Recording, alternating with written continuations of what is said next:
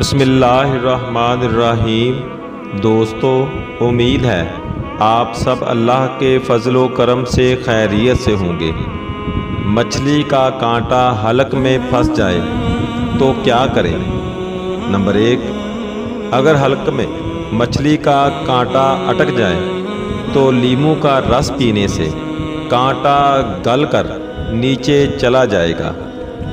Number 2, अगर हलक में मछली का कांटा फंस जाए तो कच्चा अंडा फेंट कर पी लें, कांटा निकल जाएगा इंशाअल्लाह।